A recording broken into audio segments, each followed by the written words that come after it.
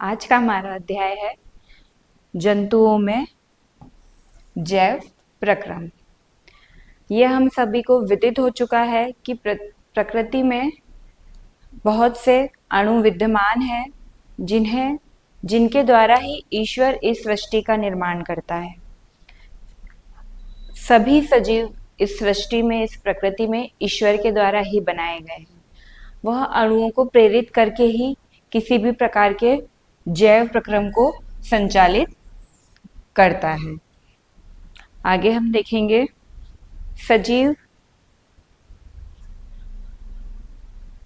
सभी सजीवों में जैव प्रक्रम पाया जाता है। सभी अलग अलग वर्ग के सजीवों में जैव प्रक्रम होगा। यह सभी जैव प्रक्रम भी कहीं न कहीं ईश्वर के द्वारा ही प्रेरित रहते हैं। हमने कक्षा 6 में विशेषताओं का अन्वेषण अध्याय में सजीवों की उत्तरजीविता के लिए आवश्यक प्रकारों, उत्तरजीविता मतलब उसके जीवन के लिए आवश्यक कार्य, पोषण, श्वसन, उत्सर्जन और जनन के विषय में सीखा था। अब इन सब अलग अलग प्रकारों को, पोषण, श्वसन, उत्सर्जन और जनन, इन सब अलग अलग प्रकारों को सामूहिक रूप से पढ़ना या सामूहिक रूप से उसका अध्ययन करना कहलाता है जैव प्रक्रम। इस अध्याय में हम आगे पोषण और श्वसन के बारे में, जैसे जैव प्रक्रमों के बारे में विस्तार से अध्ययन करेंगे। हम हमारे आसपास अपने वातावरण में यह स्टडी कर सकते हैं कि कौन सा जंतु क्या भोजन ले रहा है। जैसे कि उदाहरण के तौर पर मधुमक्खी और शक्करखोरा पुष्पों का मकरंद चूसते हैं तथा मानव शिशु एवं अन्य जंतुओं के शावक अपनी मां का दूध पीते हैं। अजगर जैसे सर्प उन जंतुओं को निगलते हैं जिनका वे शिकार करते हैं, और कुछ जलीय जंतु अपने आसपास के जल में तैरते हुए भोजन के छोटे छोटे कणों को छानकर खाते हैं। इस प्रकार सब जंतुओं का भोजन अपना अलग अलग होता है। यह व्यवस्था भी ईश्वर के द्वारा प्रेरित है। अब भोजन करना हमें क्यों जरूरी है? भोजन करने से ही हमें ऊर्जा प्राप्त होगी, जिससे हमारे विभिन्न शरीर के विभिन्न जैव प्रक्रम या विभिन्न क्रियाएं सुचारू रूप से चले। जंतु ऐसा भोजन ग्रहण करते हैं जो कार्बोहाइड्रेट, प्रोटीन और वसा जैसे जटिल घटकों से बना होता है। ठीक है, हम जो भोजन लेते हैं, हमने मक्का खाई, रागी खाई, हमने जो भोजन किया वह अभी जटिल फॉर्म में होगा। हमारा शरीर उससे डायरेक्ट एनर्जी नहीं ले सकता है, तो उसके लिए उसे इन जटिल खाद्य घटकों को सरल रूपों में तोड़ा जाता है। कहाँ तोड़ा जाता है? शरीर के अंदर ही तोड़ा जाता है। यही प्रक्रिया को हम पाचन भी कहते हैं। यह मानव के पाचन तंत्र का डायग्राम दिया हुआ है। ठीक है, मानव का डाइजेस्टिव सिस्टम, मानव का पाचन तंत्र। सबसे पहले यह मुख, जहां से हम हमारा भोजन ग्रहण करते हैं। फिर यह एक लंबी सी नली होती है जिसे बोला जाता है भोजन नली या ग्रास नली। यह ग्रास नली अमाशय से कनेक्टेड रहती है। ठीक है, ये है अमाशय। यह अमाशय छोटी आंत से कनेक्टेड रहेगा। ये वाला जो स्ट्रक्चर आपको दिख रहा है,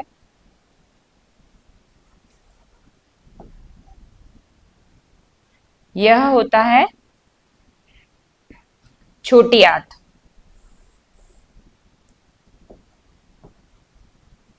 ये हो गया अमाशय,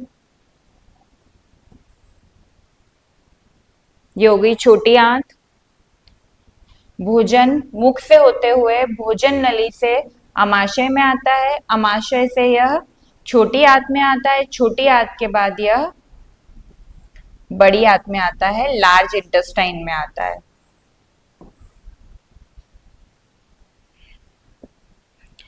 यह है मलाशय और ये है गूदा द्वार। यह बड़ी आंत होती है। यह सभी अंग हमने क्या पढ़ा था, कोशिकाएं मिलके ऊतक बनाएंगी, ऊतक मिलके अंग बनाएंगे और अंग मिलके अंग तंत्र बनाएंगे। तो यह सारे अंग मिलकर यहाँ पर एक अंग तंत्र बना रहे हैं, जो है हमारा पाचन तंत्र। इस पाचन तंत्र के इन विभिन्न अंगों के अंदर भोजन के जो जटिल अणु होते हैं वह सरल अणुओं में टूट जाते हैं, जिससे कि शरीर में ऊर्जा उत्पन्न हो और शरीर की विभिन्न क्रियाएं करने के लिए हमारे शरीर में ऊर्जा रहे। ये आपको दिख रही होगी यहाँ पे छोटी आंत। छोटी आंत, नाम उसका छोटी आंत है, लेकिन वो दिखने के लिए, दिखने में बड़ी दिखती है उसकी, और बड़ी आंत छोटी दिखती है।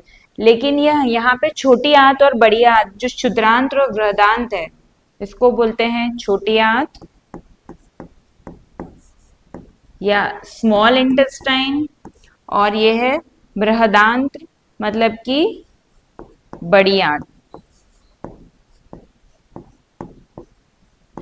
यहाँ पे बड़ी आंत लंबाई में छोटी होगी, लेकिन इसका परिधीय व्यास ज्यादा है छोटी आंत के कंपैरिजन में, इसीलिए इसका नाम है बड़ी आंत। मैं जब 7th क्लास में थी, मैंने डायग्राम देखा तो मेरे दिमाग में ये आया कि छोटी आंत नाम है इसका, लेकिन ये दिख तो बहुत बड़ी रही है, और बड़ी आंत इसका नाम है, लेकिन ये दिख छोटी रही है। पर इसका छोटी और आंत और बड़ी आंत से मतलब इसकी परिधि से है, व्यास से है, इसमें जो ये ज्यादा है और छोटी आंत में ये कम होता है। आगे देखेंगे हम, जटिल भोजन घटकों का अपेक्षाकृत सरल रूपों में विघटन आहार नाल नामक एक लंबी नलिका में होता है। यह प्रक्रिया मुख से स्टार्ट हो जाती है। हमने यहाँ मुख से भोजन ग्रहण करा, हमारे मुंह में लार के द्वारा ही सबसे पहले भोजन का पाचन प्रारंभ हो जाता है। हमारी लार में बहुत सारे एंजाइम होते हैं जो जटिल अणुओं को छोटे अणुओं में, छोटे सरल अणुओं में तोड़ते हैं। जैसे जैसे भोजन इस नलिका में आगे बढ़ता जाता है, वैसे वैसे विभिन्न भागों से स्त्रावित पाचक रस इसे सरल रूपों में विघटित कर देते हैं। भोजन का यह सरल रूप हमारी आहार नाल के विभिन्न हिस्सों द्वारा अवशोषित कर लिया जाता है। जैसा कि मैंने बताया कि मुंह में प्रेजेंट जो लार होती है, सलाइवा, उसमें बहुत सारे एंजाइम होते हैं जो कि जटिल भोजन के अणुओं को सरल अणुओं में तोड़ना स्टार्ट कर देते हैं। इसी के साथ साथ जो आहार पाचन तंत्र में आगे के पार्ट होते हैं, जैसे कि अमाशय हुआ, छोटी आंत हुआ, बड़ी आंत हुआ, इन सब में से कुछ एक विशेष घटक निकलते हैं जो कि जटिल अणुओं को सरल अणुओं में विघटित करते जाते हैं। शरीर के विभिन्न भागों तक यही अवशोषित भोजन को पहुंचाया जाता है ताकि विभिन्न प्रकारों को पूरा किया जा सके। अब ये भोजन सरल फॉर्म में टूट गया है अगर पाचन तंत्र में, तो ये विभिन्न अलग अलग स्तरों में छोटी आंत में अलग एब्जॉर्ब कर लिया जाएगा, ठीक है, और बड़ी आंत में अलग एब्जॉर्ब कर लिया जाएगा जो भी पोषक तत्व है। यहाँ पर जो इसकी इनर लेयर अस्तरित होती है विभिन्न कोशिकाओं से, वह रक्त तक वह पोषक पदार्थों को पहुंचा देती है और रक्त अपने परिवहन सिस्टम के द्वारा शरीर के विभिन्न भागों में वो पोषक तत्व पहुंचा देगा।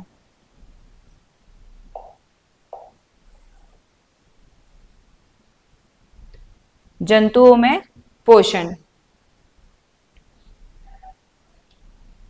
सभी जंतुओं में यह प्रक्रम एक समान नहीं होगा।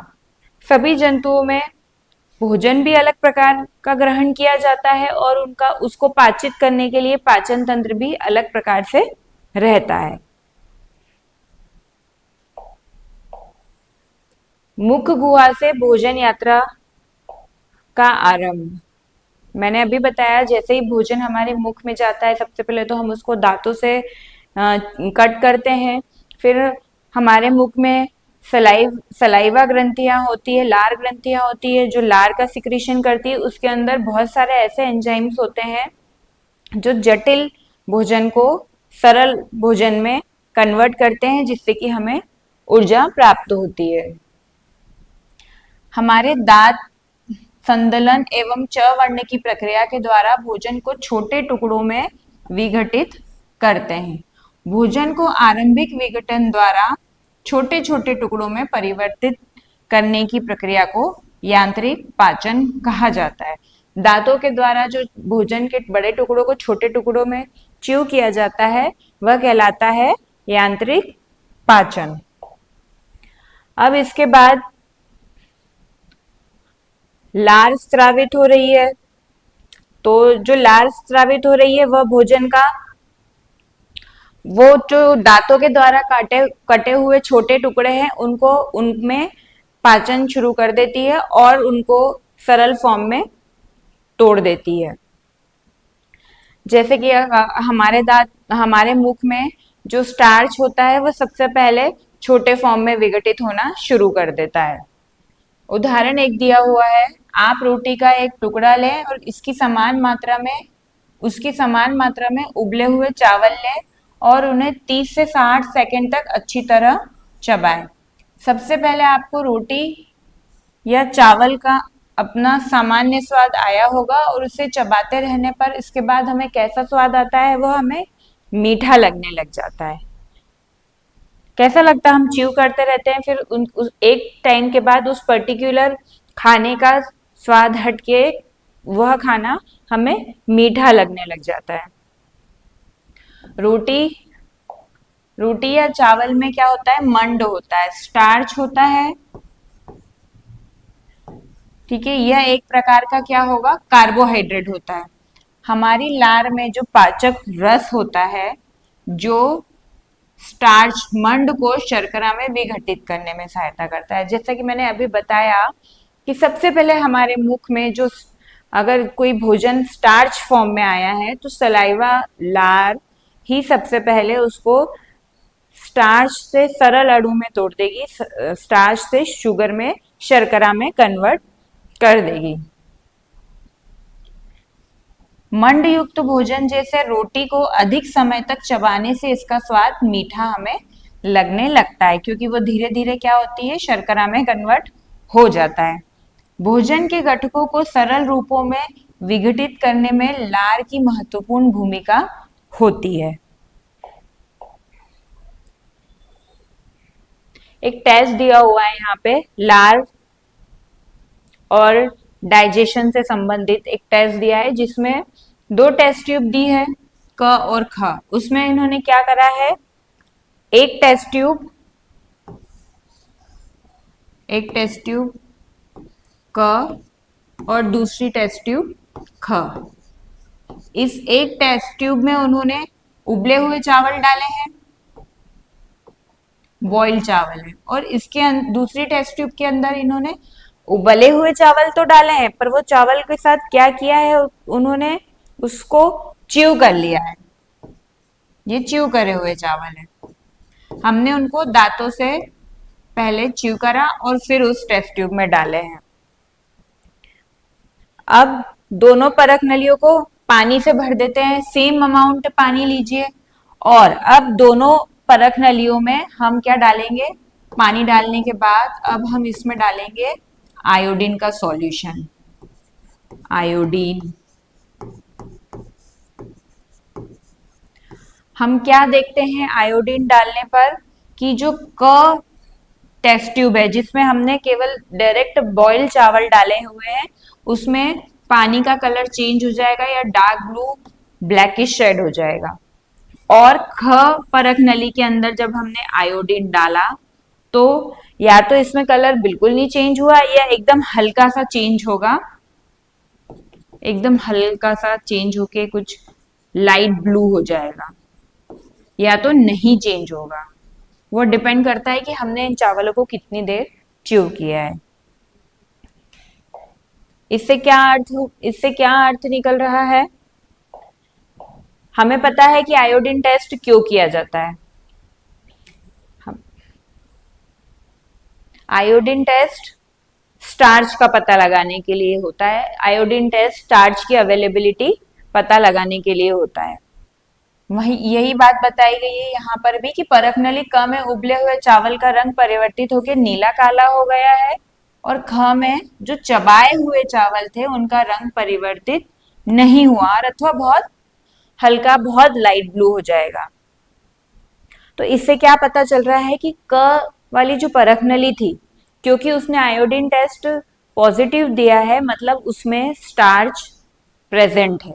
लेकिन ख वाली नली जिसमें हमने चावल को चबा के रखा है, वहां पे टेस्ट पॉजिटिव नहीं आया, मतलब वहां स्टार्च नहीं प्रेजेंट है, या स्टार्च बहुत कम मात्रा में प्रेजेंट है। क्यों? चावल तो सेम है, बॉईल भी सेम ही करे थे हमने, पानी भी सेम डाला, क्योंकि वहां पे हमने ख परख नली वाले चावलों को हमने चबा लिया है, उसमें हमारी लार से कुछ पाचक रस मिल गया है, कुछ एंजाइम्स एक्टिव हो गए हैं, जिसने कि स्टार्च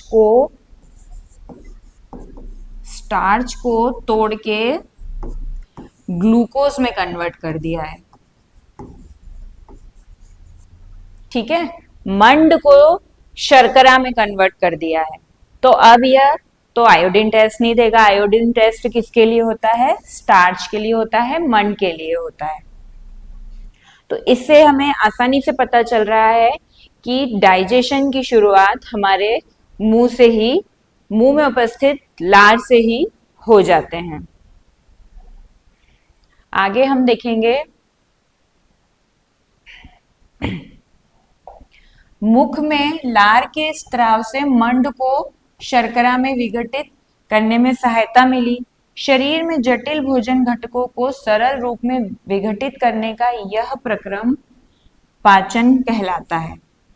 भोजन आंशिक रूप से मुख में ही पच जाता है।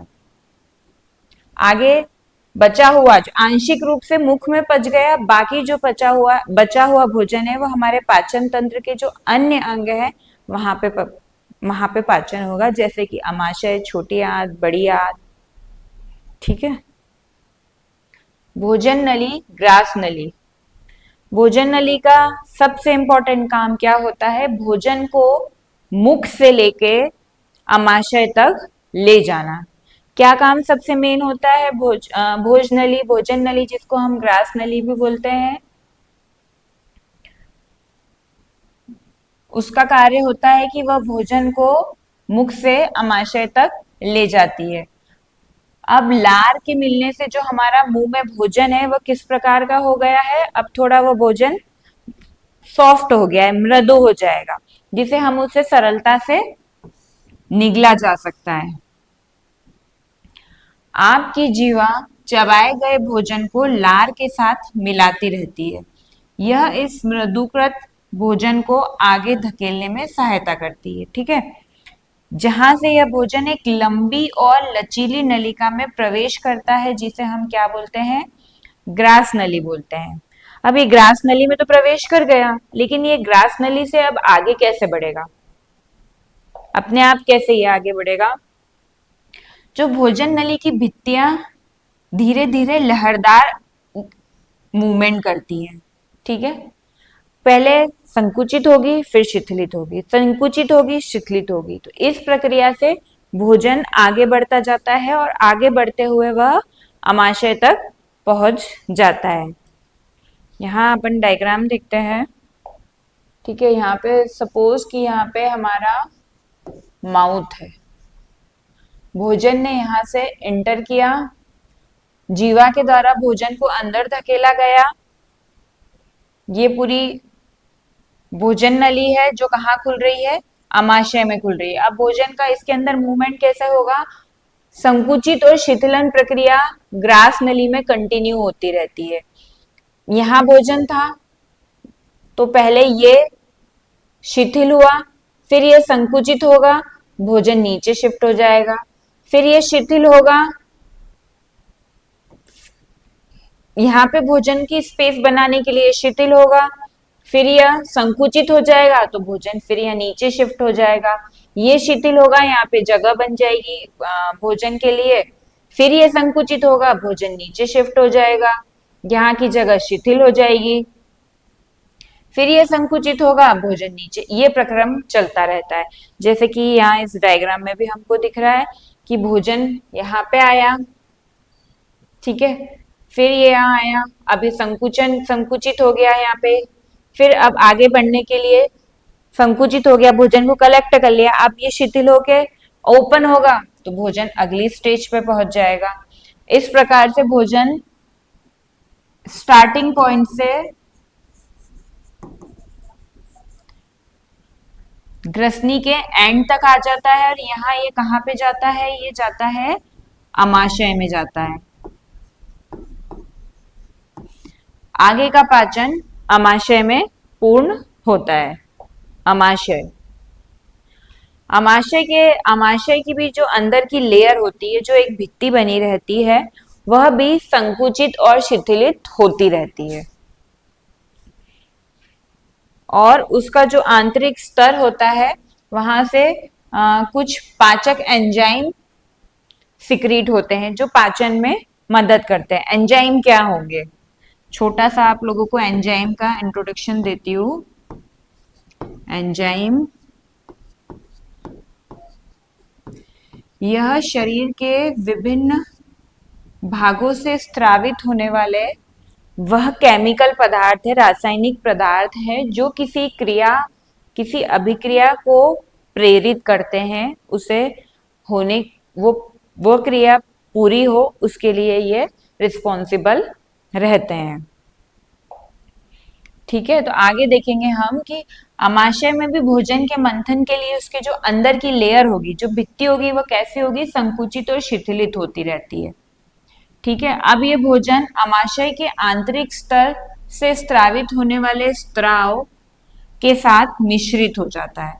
यही जो उसकी इनर लेयर, अमाशय की जो इनर लेयर से एक स्त्राव स्रावित होगा, कुछ सिक्रीट होगा, उसी के अंदर डिफरेंट डिफरेंट एंजाइम्स रहते हैं जो पाचन का कार्य करते हैं। अमाशय के इस स्त्राव में अम्ल, पाचक रस और श्लेष्मा होते हैं। अम्ल पाया जाएगा, पाचक रस पाया जाएगा और श्लेष्मा भी पाया जाता है। अमाशय का पाचक रस भोजन में उपस्थित प्रोटीन पे कार्य करता है, उसको सरल घटकों में विघटित करता है। हमने हमारे सबसे शुरुआत मुख से हुई, दांतों ने छोटे फॉर्म में भोजन को किया, कट कर दिया।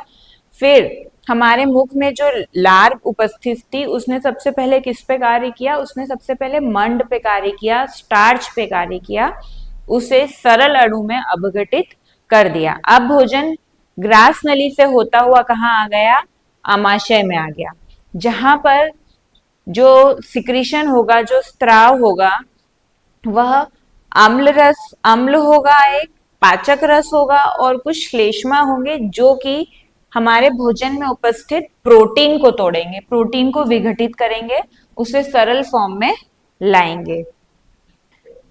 यह अमाशय की संरचना है। यह संरचना भी संकुचित और शिथिलित होती रहती है। संकुचित, शिथिलित, संकुचित, संकुचित, शिथिलित, संकुचित, शिथिलित।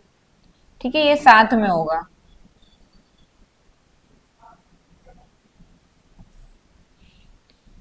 तो इससे भोजन का मंथन होता रहता है। और इसकी जो ये इनर लेयर्स हैं, आंतरिक स्तर जो हैं अमाशय के, वह कुछ स्त्रावण करते हैं, जिन्हें हम पाचक रस, अम्ल और श्लेष्मा बोलते हैं। श्लेष्मा क्या काम करेगी, अब यहाँ के श्लेष्मा का काम डाइजेशन से ज्यादा क्या काम रहेगा, ये जो अम्ल यहाँ पे आ रहा है, उससे इसकी रक्षा करना है। इसकी जो लेयर है, इसकी जो अंदर की स्तर है, उससे रक्षा करना है। ये श्लेष्मा यहाँ पर कोटिंग कर लेगी, जिससे कि अम्ल इसको खत्म ना कर दे, अम्ल से ये लेयर खराब ना हो जाए। और पाचक रस प्रोटीन के बड़े अणुओं को छोटे अणुओं में तोड़ता है। अब ये अमाशय कहाँ खुलता है, अमाशय खुलता है छोटी आंत में। जो अम्ल नेचर होता है इसका, अमाशय के पाचक रस का, उससे एक और पॉजिटिव पॉइंट रहता है कि अगर कुछ भोजन में कोई जीवाणु विषाणु आ गए तो वो यहीं पे सबसे पहले ट्राई किया जाता है, इस अम्ल नेचर के कारण, कि उन्हें खत्म कर दिया जाए।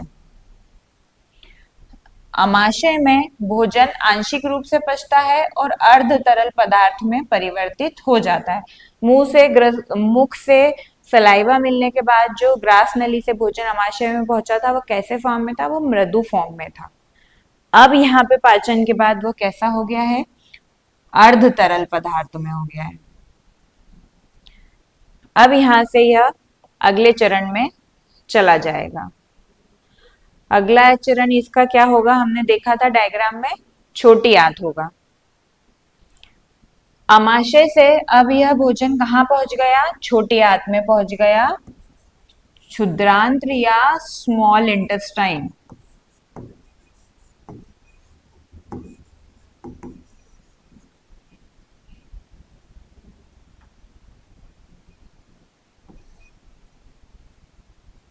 जो बात हमने करी कि हमें यहाँ पर एक डायग्राम दिख रहा है जिसके अंदर छोटी आंत और बड़ी आंत को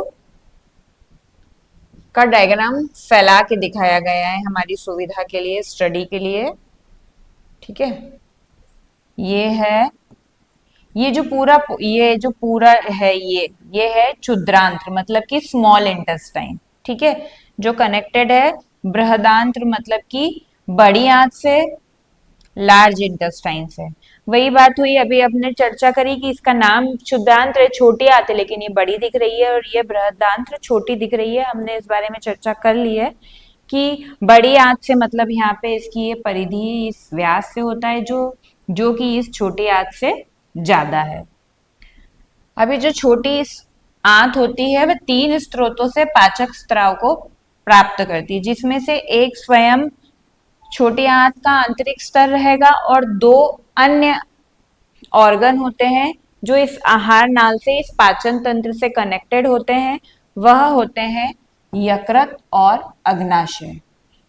ठीक है, यकृत और अग्नाशय, ये जो वाला जो स्ट्रक्चर आपको दिख रहा है, यह यकृत और ये अग्नाशय, ये दोनों भी एक पाचन रस का स्त्रावन करते हैं जो आहार नाल में पाचन तंत्र में मिल जाता है छोटी आंत में और पाचन क्रिया में सहायता करते हैं।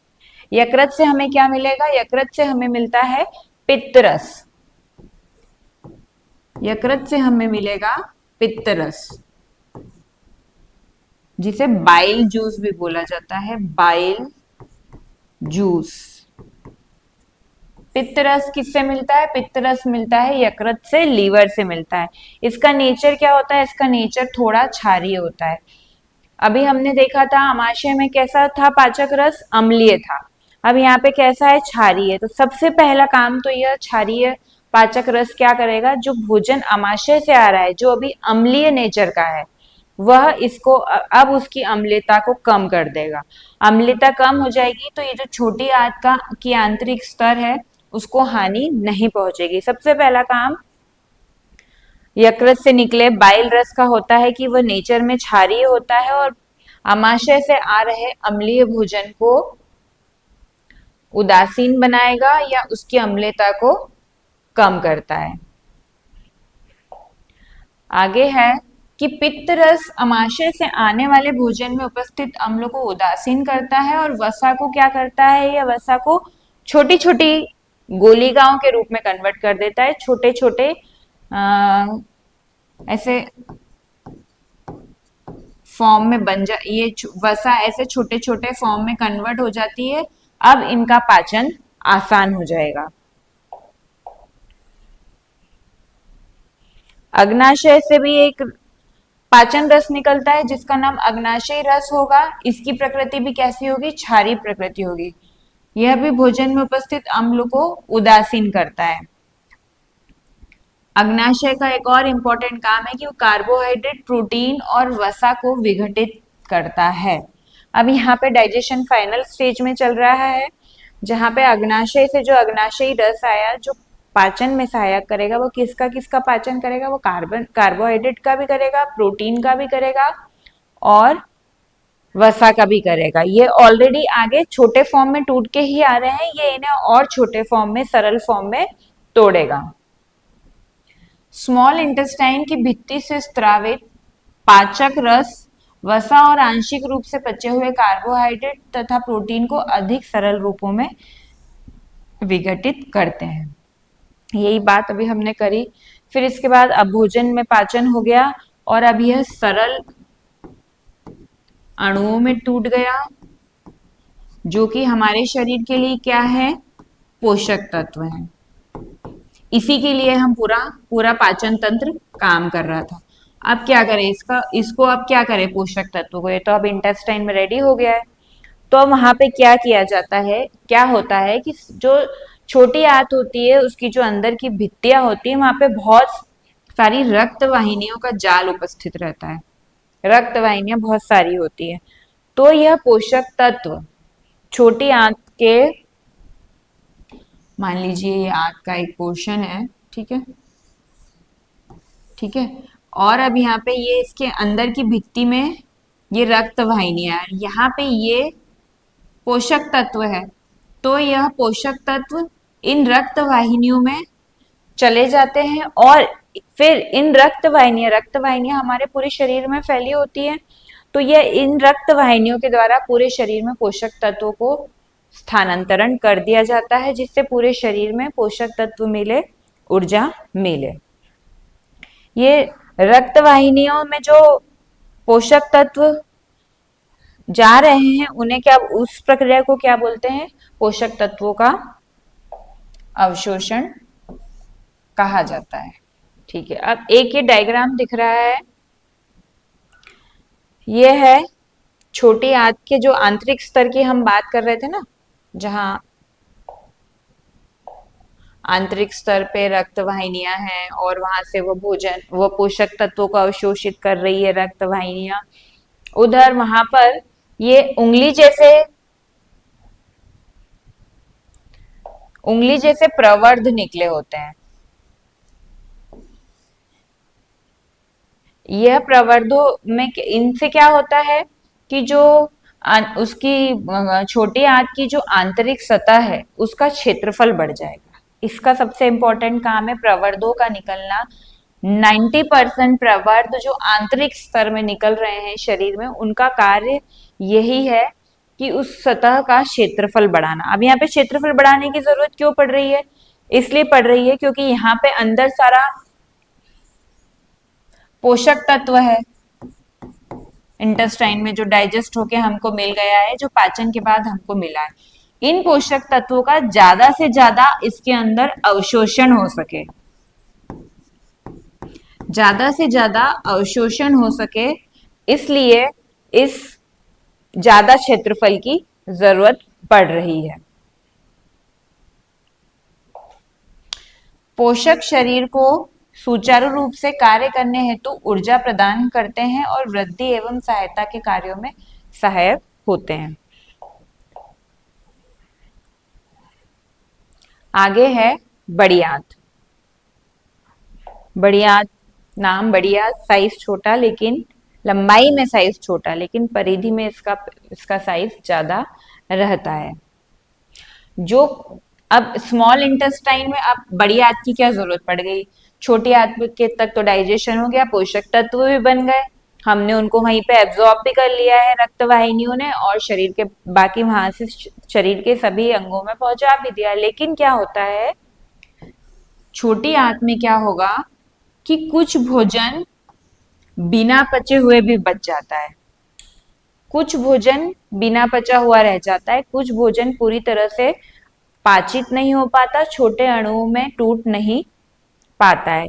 तब वह भोजन लार्ज इंटेस्टाइन में, बृहदांत्र में डाइजेस्ट होगा। इसकी लंबाई कितनी होती है, इसकी लंबाई 1.5 मीटर तक होती है, जो कि छोटी आंत से कम होगी, लेकिन इसकी चौड़ाई छोटी आंत से ज्यादा होती है। अब इस लार्ज इंटेस्टाइन में क्या होगा कि जो बिना पचा हुआ भोजन आया है उसके अंदर से यहाँ पे जो कुछ पोषक तत्व हैं और जल है वो अवशोषित किया जाएगा। क्या अवशोषित किया जाएगा, कुछ पोषक तत्वों को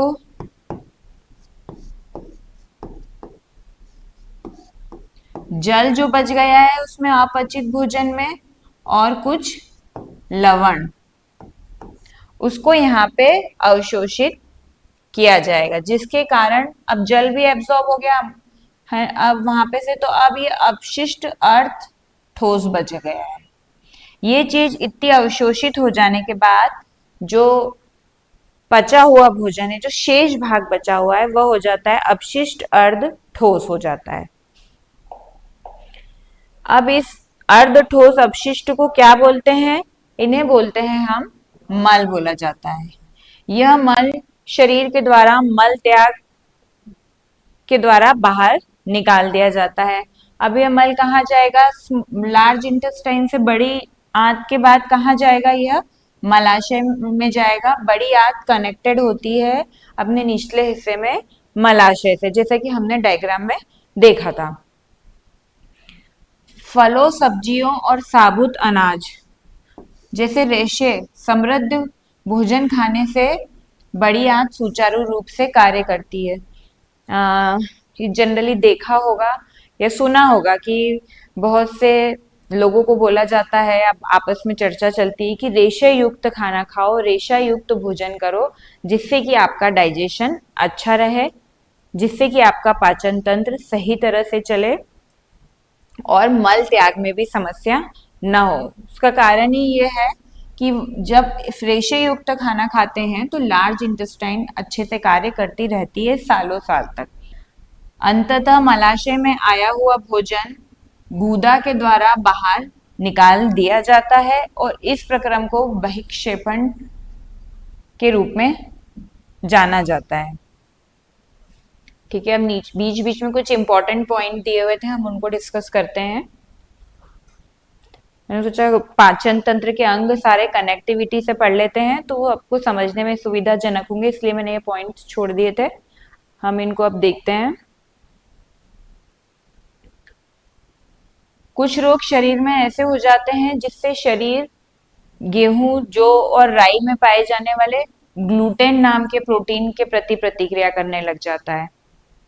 ठीक है, ग्लूटेन नाम का एक प्रोटीन होता है जिसको हमारा शरीर डाइजेस्ट नहीं कर पाता है। उससे क्या होगा, फिर स्मॉल इंटेस्टाइन जो छोटी आंत होती है वो सुचारू रूप से कार्य करना बंद कर देती है, क्योंकि ये जो ग्लूटेन प्रोटीन होता है वो छोटी आंत के आंतरिक स्तर को खत्म करने की कोशिश करता है। तो उसके लिए क्या किया जाता है कि ग्लूटेन युक्त भोजन आपको नहीं खाना है। ग्लूटेन युक्त भोजन खाने को बंद कर दिया जाता है। ज्वार, बाजरा, रागी का उपयोग किया जाता है। हमने स्वास्थ्य वाले अध्याय में पढ़ा था, वैदिक विज्ञान ने हमको बताया था कि गेहूं को उन्होंने वैदिक विज्ञान में सेकंड ग्रेड का भोजन बताया है। जब खाने के लिए अन्य अनाज जैसे मक्का, ज्वार, बाजरा या रागी ना हो तब गेहूं का उपभोग करना चाहिए। वहां पे हमें ये बताया गया था। अगला हम कुछ स्पेशल पॉइंट दिया था उसको देखते हैं, हमने जो बीच में छोड़ दिया था। हमारे शरीर में अमाशय की कार्यप्रणाली की खोज संयोगवश हुई थी। किसी एक व्यक्ति को दुर्घटनावश पेट में गोली लगी, इसका उपचार चिकित्सक के द्वारा किया गया। उसने देखा कि यह कभी ठीक नहीं हो पा रहा है पूरी तरह से, उसमें एक स्थायी रूप से एक छोटा सा छिद्र रह गया है। तब उन्होंने अमाशय में हो रही इस पाचन क्रिया को प्रत्यक्ष देखा। यह मॉडर्न विज्ञान में अब इस प्रकार जाना गया, लेकिन हमारे वेदों में इस पाचन क्रिया को बहुत पहले से जानते थे। वेदों में इसका वर्णन किया हुआ है, इसीलिए सजेस्ट किया गया है कि आपको कैसा भोजन खाना है। सात्विक भोजन लेना है। गेहूं को भी उन्होंने सेकंड ग्रेड का भोजन बोला है। जब कोई व्यवस्था ना हो जिसमें बाजरा, ज्वार या रागी ना हो, तभी आपको गेहूं का भी सेवन करना है। इस प्रकार से उन्होंने अमाशय में विविध खाद्य पदार्थों के विघटन पर प्रयोग किए। इसके साथ ही उन्हें पाचन पर संवेगों के प्रभाव का भी अध्ययन किया। एक और पॉइंट था,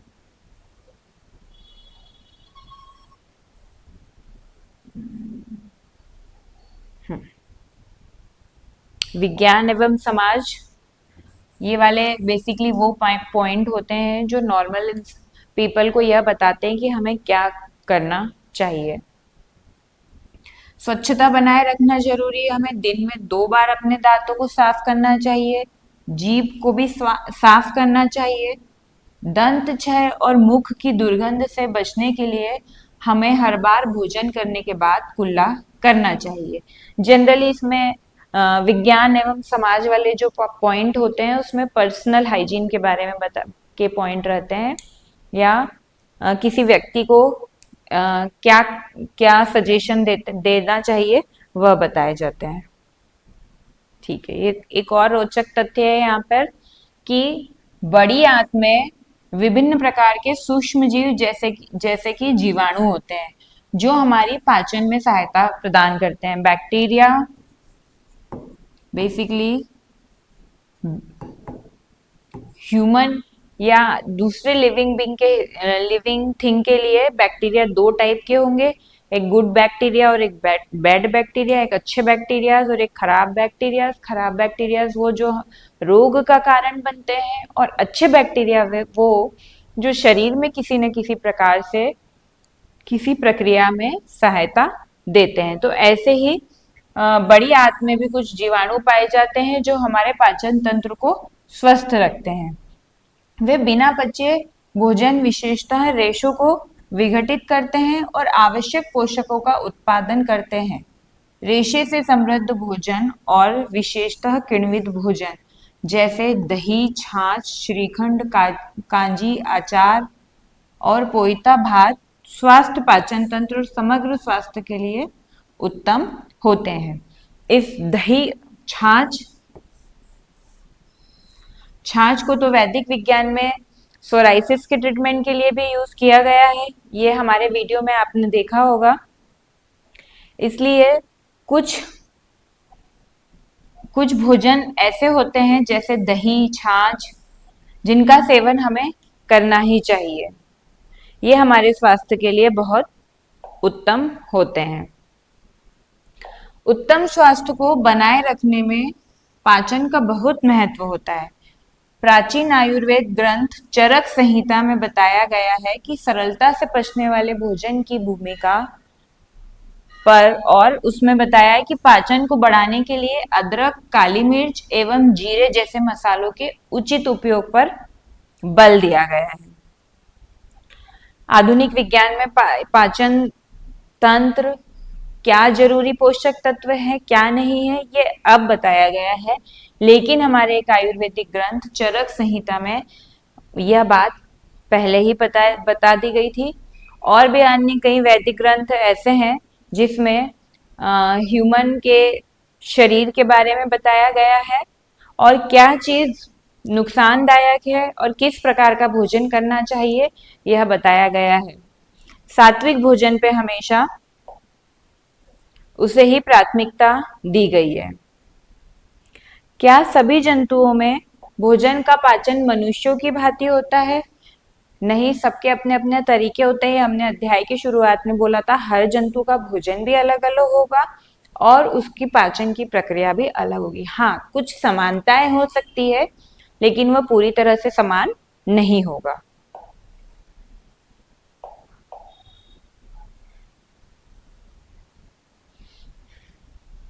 यहाँ एक गाय का पाचन तंत्र बताया हुआ है। गाय को किस प्रकार का पशु बोला जाता है? रोमंथी या जुगाली। अभी इसको हम आगे देखेंगे। ये इसका मुख से कनेक्टेड ये है ग्रास नली से कनेक्टेड है ये अमाशय।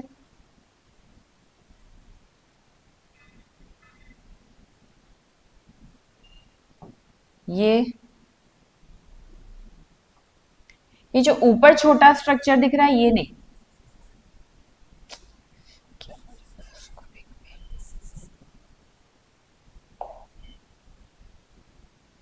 ये इसका मुख, ये यहाँ से ग्रास नली कनेक्टेड है और इस ग्रास नली से कनेक्टेड है यह अमाशय। ये इसके पीछे है, ये स्ट्रक्चर ऊपर से ये वाला अलग है। अमाशय, अमाशय से कनेक्टेड है छोटी आंत। ठीक है, ये अमाशय से कनेक्टेड है ये छोटी आंत। अब रोमंथी पशु क्या होंगे? जो हमारी सामान्य भाषा में हम बोले जुगाली करने वाले, जुगाली करने वाले पशु, जैसे कि गाय, भैंस। गाय और भैंस जब घास चबाते हैं तो उसे आंशिक रूप से चबाते हैं और फिर क्या करते हैं, उससे फिर वो लोग निगल जाते हैं। जहां से वह कहाँ चली जाती है? अमाशय में चली जाती है। अमाशय में भोजन का आंशिक पाचन होता है। आंशिक रूप से पचा हुआ भोजन धीरे धीरे चबाए जाने के लिए वापस मुख में लाया जाता है। इसे बोला जाता है जुगाली या फिर रोमंथी। इस प्रक्रिया को बोला जाता है रोमंथन और इन जंतुओं को रोमंथी जंतु कहा जाता है। गाय एक दिन में लगभग 8 घंटे भोजन चबाने में लगाती है और पूर्णतः चबाया गया यह भोजन और अधिक पाचन के लिए पुनः आहार नाल में चला जाता है। ग्रास नली से होते हुए पुनः अमाशय और स्मॉल इंटेस्टाइन छोटी आंत में चला जाता है। तो हमने देखा कि यह मनुष्य से अलग इसमें पाचन तंत्र हुआ। ये रोमंथन होता है इसके अंदर। मनुष्य में ऐसी कोई कैपेबिलिटी नहीं पाई जाती कि वो रोमंथन करे। अब दूसरा उदाहरण यहाँ पे दिया गया है पक्षियों का। पक्षियों के क्या दांत नहीं होते, परंतु उनके अमाशय में एक मांसपेशी प्रकोष्ठ पाया जाता है, जिसे क्या बोलते हैं? पेशनी या गिजार्ड बोला जाता है। उनके पास दांत नहीं है, खाना डायरेक्ट अमाशय में चला गया, तो वहां पे एक स्पेशल स्ट्रक्चर बना हुआ है जिसे बोला है पेशनी। ये एक प्रकार का मांसपेशी प्रकोष्ठ होता है। पक्षियों के द्वारा पेशनी की भित्तियों के संकुचन और शीतलन के माध्यम से भोजन को विघटित किया जाता है। ठीक है, इनकी पेशनी की मांसपेशियां भी क्या हो रही है? संकुचित और शीतलित हो रही है, जिससे कि भोजन विघटित होगा। साथ ही साथ वहां पर उस जगह अमाशय में कंकड़ और बजरी भी होंगे। बर्ड्स कभी कभी कंकड़ और बजरी भी निकलते हैं, तो वो सब ईश्वर ने हर चीज किसी लॉजिक के साथ ही हुई है, करी है। अब कंकड़ और बजरी क्यों है अंदर? क्योंकि अब उनके पास दांत तो है नहीं, भोजन छोटा होगा, संकुचन शिथिलन होगा, साथ में कंकड़ और बजरी भी मूव करेंगे, वो भोजन से टकराएंगे, भोजन छोटे फॉर्म में टूटता जाएगा। सरल डायग्राम है, आगे की कक्षाओं में इसको और डिटेल में पढ़ेंगे। यह मुख है इसका, यहाँ पे दांत नहीं है, टिथ नहीं है। अब ये इसकी ग्रास नली है, मुख से कनेक्टेड। ठीक है, जो अब ये यहाँ पे इस अमाशय से कनेक्ट हो गई है। अमाशय के अंदर पेशनी संरचना होती है जो भोजन को छोटे फॉर्म में तोड़ने का काम करती है, और यह इसकी आंत हो गई। इस प्रकार सभी पक्षियों में अपना अपना भोजन पाचन करने के लिए, या सभी सजीवों में अपना अपना भोजन पाचन करने के लिए कुछ विशिष्ट अनुकूलन है।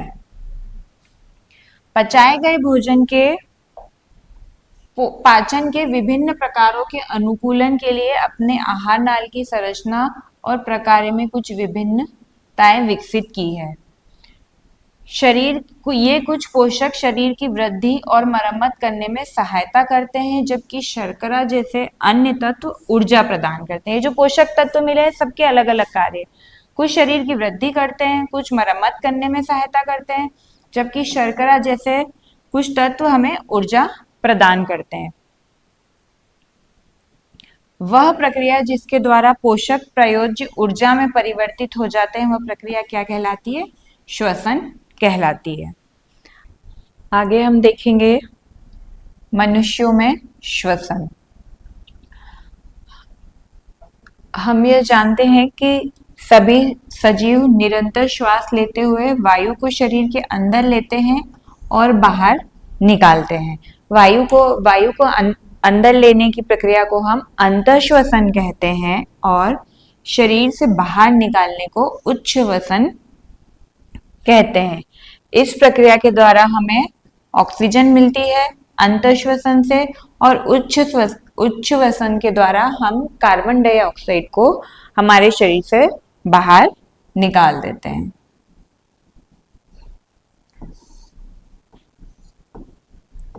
CO2 को बाहर निकाल दिया जाता है और अंतःश्वसन में O2 अंदर ली जाती है। अब शरीर में ऑक्सीजन का क्या उपयोग है, क्यों लिया जाता है, क्यों अंतःश्वसन में ऑक्सीजन ली जा रही है और कार्बन डाइऑक्साइड बाहर निकाली जा रही है। वायु को शरीर के अंदर लेने और बाहर निकालने की प्रक्रिया को श्वास लेना भी कहते हैं। भोजन के बिना तो हम 1 सप्ताह तक रह सकते हैं या 15 दिन तक भी रह सकते हैं, लेकिन और पानी के बिना हम कुछ दिनों तक 2 दिन 4 दिन तक रह सकते हैं, परंतु श्वास लिए बिना सामान्यतः कुछ मिनट से अधिक हम जीवित नहीं रह सकते हैं। ऐसा क्यों होता है? और यह सभी सजीवों के लिए लागू होता है, अन्य जीव जंतुओं के लिए भी। जिस प्रकार आपके पाचन तंत्र में भोजन एक विशिष्ट पथ का अनुसरण करता है, उसी प्रकार शरीर में श्वास लेने और श्वसन के लिए भी एक विशिष्ट तंत्र होता है, जिसे हम श्वसन तंत्र कहते हैं। श्वसन तंत्र के अंदर क्या कौन कौन से अंग आएंगे? श्वसन तंत्र ऑब्वियसली श्वसन अंगों से मिलकर बना हुआ है। उसके अंदर आएगा नासादार, श्वास नली, कुपिकाएं, लंग्स। यह श्वसन तंत्र के पार्ट होते हैं जो श्वसन करने में मदद करते हैं। इस तंत्र में गैसों का विनिमय एक विशिष्ट पथ के द्वारा होता है। जिस पथ से वायु शरीर के अंदर जाती है और बाहर निकलती है, उसमें श्वसन तंत्र के विभिन्न भाग सम्मिलित होते हैं। ठीक है, क्या होता है कि गैसों का विनिमय जो होगा वातावरण से हमारे शरीर में और हमारे शरीर से पुनः वातावरण में, तो एक निश्चित पथ के द्वारा होता है जिसमें श्वसन तंत्र के विभिन्न अंग सम्मिलित होते हैं। श्वसन तंत्र का प्रारंभ नासा रंध्रों से होता है, जिसे हम क्या बोलते हैं? नासा द्वार कहते हैं, जिसके द्वारा वायु को अंतःश्वसित और उच्छ्वसित किया जाता है। सबसे पहले क्या आएगा? श्वसन तंत्र के अंदर कौन सा अंग आता है? नासा द्वार आता है। आगे है, यह वायु एक छोटे युगल पथ से होकर निकलती है, जिसे हम क्या बोलते हैं? नासा पथ कहते हैं। कभी कभी हमने ध्यान दिया होगा कि हमें छींक आती है, ठीक है, तो उसका कारण क्या होता है कि जब हम सांस लेते हैं, जब हम वायु अंदर लेते हैं, तो उस वायु के साथ कई धूल के कण भी आ जाते हैं, तो वह धूल के कण को यह नासा पथ में वह धूल के कण फंस जाते हैं, क्योंकि ये जो नासा पथ होता है यह अंदर से हेयरी होता है। इसमें अंदर बहुत छोटे फाइन हेयर्स होते हैं, जिसमें कि वह धूल के कण फंस जाएंगे और वह शरीर के अंदर नहीं जाएंगे, हमें वह रोगों से बचाएगा। इसलिए हमें क्या करना चाहिए? हमेशा नाक से ही सांस लेनी चाहिए, मुंह से सांस नहीं लेनी चाहिए। नासा पथ से वायु श्वास नली से होकर हमारे फेफड़ों में जाती है। श्वास नली 2 शाखाओं में विभक्त हो जाती है, जो दोनों फेफड़ों में अलग अलग चली जाती है। लंग्स, ठीक है। फेफड़ों में यह शाखाएं पुनः अपेक्षाकृत छोटी और महीन शाखाओं में विभक्त हो जाती हैं, जिन्हें फाइनली हम कुपिकाएं बोलते हैं, एल्वियोलर सैक बोला जाता है। हम इसका डायग्राम देखते हैं। मानव श्वसन तंत्र का डायग्राम दिया हुआ है यहाँ पे। यह नासा द्वार है जिसे हम नोस्ट्रिल भी बोलते हैं।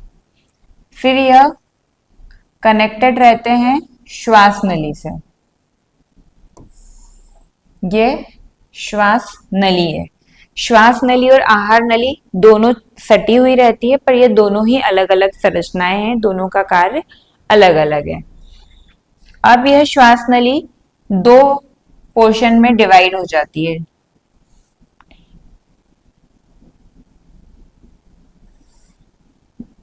ये वाले जो स्ट्रक्चर दिख रहा है यह है फेफड़े होते हैं, लंग्स। तो हमारी बॉडी में कितने लंग होते हैं? 2 लंग या एक पेयर, 1 पेयर ऑफ लंग। ये बाया लंग है, ये दाया लंग है। अब ये जो श्वास नली है आके दोनों लंग्स में अलग अलग चली जाती है, उसके बाद यह और शाखित हो जाती है। ये लंग्स के अंदर जाके और शाखित हो जाती है। ये हमने पढ़ा कि ये बाया फेफड़ा, ये वाला दाया फेफड़ा, और यह पूरा जो लंग्स है ये कल हमने पढ़ा था। कल के अध्याय में रिब्स देखी थी हमने, जिसको बोला गया था पसली पिंजर। रिब्स केज देखा था, पसली पिंजर, जिसका कार्य यही था कि यह लंग्स को सुरक्षात्मक आवरण प्रदान करता है। और नीचे ये होता है डायफ्राम। इसका कार्य होता है ऊपर के गुहा को स्टमक की गुहा से अलग रखना। ये दोनों गुहाओं को अलग रखता है डायफ्राम, और श्वसन के समय यह मूवमेंट भी करता है।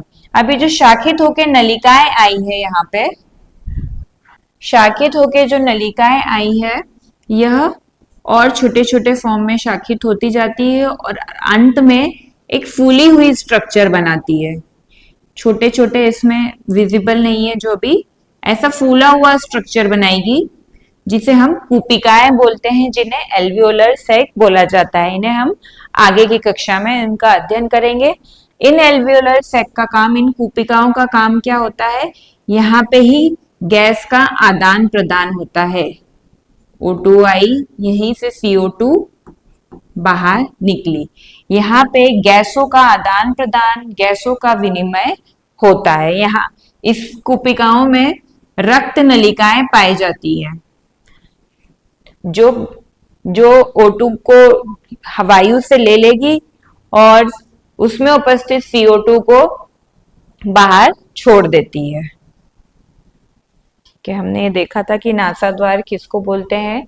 ये रोम श्लेष्मा से अस्तरित होता है, जो धूल के कणों को अंदर ही रोक लेता है, हमारे फेफड़ों तक नहीं पहुंचने देता है, जिससे बहुत सारे रोगों से हम बच जाते हैं।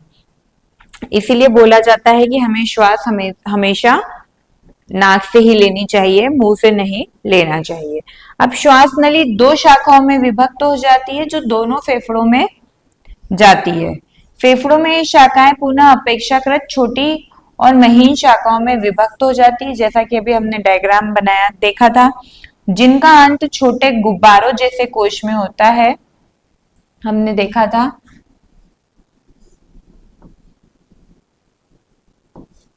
इस तरह से फूली हुई संरचनाएं होती है, जिनको बोला जाता है कूपिकाएं। इन्हें बोला जाता है कूपिकाएं। यही इन्हीं कूपिकाओं पे गैसों का आदान प्रदान होता है। यहाँ एक विज्ञान एवं समाज से संबंधित एक पॉइंट दिया हुआ है, इसको देखते हैं हम। अंतःश्वसित वायु में से बहुत सारी धूल निस्यंदित होकर बाहर रह जाती है, परंतु बहुधा छोटे संक्रामक कण फेफड़ों में पहुंच जाते हैं। जैसे कि एक महामारी कोविड-19 के टाइम पे हुआ था। इसमें SARS-CoV-2 विषाणु वायरस श्वसन तंत्र तक पहुंच जाता था, जो हमारे श्वसन तंत्र को खराब करता था और हमें श्वास लेने में कठिनाई होने लग जाती थी और फेफड़ों से संबंधित गंभीर समस्याएं उत्पन्न हुई थी कोविड-19 में। एक क्रियाकलाप यहाँ पे दिया गया है जिसके द्वारा लंग्स, बेसिकली हम ये समझ पाएंगे कि लंग्स किस प्रकार कार्य करते हैं। एक दो बॉटल ली है, क और एक ख बॉटल, ठीक है। अब इसमें क्या किया है कि बॉटल का जो नीचे का तला होता है उसको कट कर दिया है, हटा दिया है। दोनों ही बॉटल में से बॉटल के तले को हटा देंगे, नीचे से कट कर देंगे। फिर अब ऊपर से बॉटल का जो कैप होगा उसमें एक छोटा छेद करते हैं जिसमें से कि ये एक पाइप निकल पाए, उस साइज का ही छेद किया जाएगा। अब एक वाई शेप का पाइप लेंगे हम, एक दो वाई शेप के पाइप लिए, उन्हें बॉटल के नीचे से इसमें से इंसर्ट करके फिक्स कर दिए जाते हैं। यहाँ पे उसको फिक्स कर दिया जाएगा, कोई गैप नहीं होगी, कोई मूवमेंट नहीं होगा। अब ये जो दो वाई एंड है, यहाँ पर बिना फूले हुए बलून लगा दिए जाते हैं, बिना फूले हुए गुब्बारे लगा दिए जाते हैं। बिना फूले हुए गुब्बारों को यहाँ पे इस तरह से फिक्स कर दिया जाएगा रबर बैंड की सहायता से। आप इसको बहुत अच्छी तरह से फिक्स कर दीजिए कि इसमें से कोई वायु आए, बाहर न निकले। अब क्या होगा, अंतःश्वसन की क्रिया में क्या प्रोसीजर होती है हमारे लंग्स में। अच्छा, जो नीचे का ये जो तली हमने काट के रखी है जो ओपन है अभी तक, उसको भी हमको एक रबर लाइक स्ट्रक्चर से पैक कर देना है, रबर से पैक कर देना है इसको हमको। अब ये पूरी तरह से इंसुलेटेड, पूरा पैक फॉर्म में हो गया। सिर्फ हवा कहाँ से प्रवेश हो सकती है, ये जो हमने नली ली है इसमें से प्रवेश हो सकती है। अब क्या होगा, इसके बाद हम ये जो यहाँ पे रबर को हम नीचे की साइड खींचेंगे तो हम क्या देखेंगे कि ये बलून फूल जाते हैं, ठीक है, क्योंकि वातावरण से वायु इस स्ट्रॉ की सहायता से इन गुब्बारों में आ जाती है। तो यह स्थिति किसकी होगी, यह स्थिति होगी अंतःश्वसन की, जब हम वायु को अंदर लेते हैं। तो वही हुआ, ये रबर को हमने नीचे की साइड खींचा तो यहाँ पे वायु का दबाव कम हो गया। वायु का दबाव कम हुआ तो वायु बाहर से अंदर की ओर आ गई और गुब्बारे फूल गए। लेकिन जब हमने इस रबर को ऊपर की तरफ छोड़ दिया तो फिर क्या हुआ, यहाँ पे अब वायु का दबाव ज्यादा हो गया तो हवा क्या होगी, इस बलून में से बाहर निकल जाएगी। इसमें हवा अंदर आई और इसमें हवा बाहर निकल गई। तो यह बलून वापस से नॉर्मल अवस्था में आ जाएंगे। यह अवस्था क्या होगी, उच्छ्वसन अवस्था, जिसमें हमारी शरीर से CO2 बाहर निकल जाती है और अंतःश्वसन में O2 अंदर आती है। वही प्रयोग कोई यहाँ पे बताया हुआ है जिसे हमने देख लिया है अभी, और उसका रीजन भी हमने समझ लिया है। जो अभी हमने क्रिया देखी उसमें देखा, जब आप श्वास अंदर लेते हैं तो अंतःश्वसन में आपकी पसलियां ऊपर तथा बाहर की ओर गति करती हैं और आपका वक्ष विस्तरित हो जाता है। साथ ही साथ यहाँ पे ये जो डायफ्राम बना हुआ है ये भी नीचे की ओर गति करेगा। कब, किस टाइम पे, अंतःश्वसन के टाइम पे। जब अंतःश्वसन की क्रिया होगी, जब अंतःश्वसन की क्रिया होती है तो ये जो हमारी पसलियां बनी हुई हैं ये किस ओर हो जाती है, यह पसलियां बाहर की ओर हो जाती हैं। और ये यहाँ जो डायफ्राम बना हुआ है ये भी कहाँ आ जाता है, ये भी नीचे की ओर गति करता है। तो बेसिकली पसलियों के बाहर की ओर आने से और डायफ्राम के नीचे की ओर जाने से एक ये स्ट्रक्चर है हमारे पास कुछ, इसमें बाहर की ओर गति हुई और यहाँ के स्ट्रक्चर की नीचे की ओर गति हुई। तो अब इसका शेप कैसा हो जाएगा, ये और अब बढ़ जाएगा। तो बेसिकली यहाँ पर पसलियों की बाहर की ओर गति से और डायफ्राम के नीचे की ओर गति से क्या हुआ, वक्ष गुहा का आयतन अब बढ़ गया है। यहाँ पे स्पेस अब बढ़ गई है और साथ ही साथ इसमें वायु का दाब कम हो गया है। तो क्या होगा, वायु अंदर की ओर खिंच जाती है, अंदर शरीर में एंटर हो जाती है। नासा द्वार से होते हुए, श्वास नली से होते हुए यह दोनों फेफड़ों में पहुंच जाती है। यह क्या हुआ, अंतःश्वसन के समय पे क्रिया होगी। ठीक है, अब है कुछ समय, कुछ सेकंड, कुछ क्षणों के बाद ही अब यह जो पसलियां हैं यह अंदर की ओर गति करेंगी, मतलब जो इनकी नॉर्मल मूल अवस्था है उसमें वापस आ जाएंगी और डायफ्राम भी वापस ऊपर की ओर आ जाएगा। डायफ्राम भी अपनी पूर्व स्थिति में आ जाता है, ऊपर की ओर आ जाता है, वापस से अब सामान्य अवस्था में आ गई। तो अब इस वक्ष गुहा का आयतन क्या हो गया, फिर से कम हो गया, यहाँ वायु का दाब बढ़ गया। तो अब यहाँ उपस्थित वायु बाहर की ओर निकाल दी जाएगी, जिसमें क्या होगा, CO2 होगा।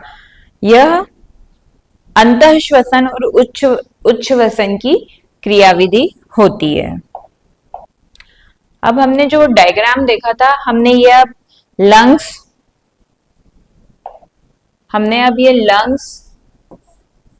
और रिब्स और डायफ्राम की मूवमेंट की स्टडी कर ली है।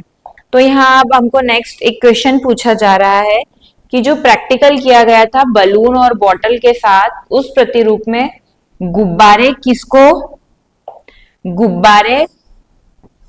किसको प्रदर्शित कर रहे हैं और रबर शीट किसे प्रदर्शित कर रही है। तो एक बार और फिर हम उस डायग्राम को देखते हैं। ठीक है, ये डायग्राम, इस डायग्राम में वो प्रैक्टिकल में पूछ रहे हैं कि यहाँ पे ये जो गुब्बारे दिए हुए हैं, ये जो गुब्बारे हैं ये किसको प्रदर्शित कर रहे हैं और ये जो नीचे रबर लगा हुआ है किसको प्रदर्शित कर रहे हैं। ठीक है, लंग्स में रिब्स केज के पास यह एक संरचना पाई जाती है जिसे हमने नाम दिया है डायफ्राम। ये डायफ्राम जब नीचे गति करता है तो आयतन वक्ष गुहा का बढ़ता है और हवा अंदर आती है। तो यह रबर किसका कार्य कर रहा है, यहाँ पर यह रबर डायफ्राम की तरह कार्य कर रहा है। और जब यह डायफ्राम नीचे हुआ, वायु अंदर एंटर हुई, तो यह इन गुब्बारों में भर रही है, जिस प्रकार से डायफ्राम के नीचे होने पर वायु फेफड़ों में भर रही थी। तो गुब्बारे किसकी तरह कार्य कर रहे हैं, गुब्बारे यहाँ पे फेफड़ों या लंग्स की तरह कार्य कर रहे हैं। वापस चलते हैं हम, यहाँ पे विज्ञान एवं समाज से जुड़ा हुआ एक पॉइंट बताया गया है। शताब्दियों से भारत और विश्व भर की विभिन्न संस्कृतियों में श्वसन अभ्यास किए जाते हैं, जैसे कि योगा, प्राणायाम। यह चित्त शांति और एकाग्रता को बढ़ाने के लिए भली भांति जाना जाता रहा है। लद्दाख में लोग तुम्मो श्वास का अभ्यास करते हैं। कहाँ पे किया जाता है, लद्दाख में एक पद्धति होती है तुम्मो श्वास। इसमें क्या होता है, जो ठंडे मौसम में शरीर में ऊष्मा उत्पन्न करने और फेफड़ों के प्रकार्य को सुधारने में सहायता होती है। लद्दाख ऐसी जगह है जहाँ बहुत ठंड होती है, तो वहां पर तुम्मो श्वास का अभ्यास किया जाता है, जिससे कि शरीर में ऊष्मा उत्पन्न करने और फेफड़ों के प्रकार्य को सुधारने में सहायता मिलती रहती है। इसी प्रकार गहरी श्वास लेने की तकनीकों का उपयोग अच्छे स्वास्थ्य को बढ़ावा देने के लिए किया जाता है। कुछ परंपराओं में गहरी श्वास लेने को मंत्रोच्चार के साथ भी जोड़ा गया है, जैसे कि हमारी हिंदू संस्कृति में। इनमें विश्रांति और मानसिक स्पष्टता के संवर्धन हेतु लयबद्ध श्वास नियंत्रण का उपयोग किया जाता है। इसलिए श्वसन अभ्यास करना नित्य ही जरूरी है। उसका सबसे सरल तरीका अभी हमारे सामने है प्राणायाम। ठीक है, आगे देखेंगे हम श्वास के द्वारा क्या छोड़ते हैं। इसके लिए एक प्रैक्टिकल दिया है। हम सभी जानते हैं कि हम श्वास के द्वारा CO2 को बाहर छोड़ते हैं। इसके कंफर्मेशन के लिए एक प्रैक्टिकल यहाँ पे दिया हुआ है जिसको हम देखते हैं। हमने पिछले अध्याय में भी यह किया था।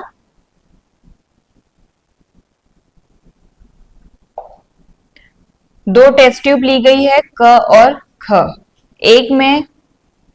एक है यह, इसमें भरा हुआ है चूने का पानी, दूसरी परख नली में भी भरा हुआ है चूने का पानी। लेकिन पहली परख नली में हम पिचकारी और स्ट्रॉ की सहायता से वायु को इंसर्ट करते हैं। इसमें यह क्या जा रही है, इसके अंदर ये वायु डाली जा रही है। वहीं दूसरी टेस्ट ट्यूब में हम क्या करते हैं, स्ट्रॉ की सहायता से फूंक मार रहे हैं। ठीक है, तो क्या परिवर्तन होगा, यह क परख नली तो सेम टू सेम रहेगी, इसमें कोई चेंज नहीं आएगा। लेकिन जिस ख परख नली में हम स्ट्रॉ से फूंक मार रहे हैं, उस परख नली का पानी अब कैसा हो जाएगा, फूंक मारने के बाद दूधिया रंग का हो जाएगा। यह क्रियाकलाप हमने पिछले अध्याय में भी पढ़ा था कि चूने का पानी CO2 से कार्बन डाइऑक्साइड से अभिक्रिया करके दूधिया रंग का घोल बनाता है, कैल्शियम कार्बोनेट बनाता है। तो इस प्रकार से यहाँ यह निष्कर्ष निकला कि हमने जो मुंह से हवा स्ट्रॉ के द्वारा परख नली में डाली, वह उस हवा में CO2 की मात्रा सबसे बहुत ज्यादा है, इसलिए यह चूने का पानी CO2 से अभिक्रिया करके दूधिया रंग का बन गया और जिसने कैल्शियम कार्बोनेट बना लिया। आगे देखते हैं गैसों का विनिमय कैसे होता है। पहले हमने अभी डायग्राम में थोड़ी देर पहले देखा था कि लंग्स, फेफड़ों में जो श्वास नलिकाएं आती है, फेफड़ों में जो श्वास नलिकाएं आई, दोनों फेफड़ों में पहुंचने के बाद और शाखित हो जाती हैं इस तरह से।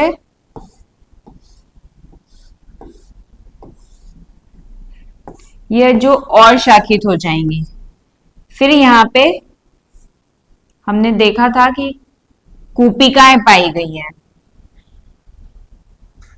तो और ये बात करी थी हमने कि ये ही वह स्थान है जहां पे गैसों का आदान प्रदान होता है।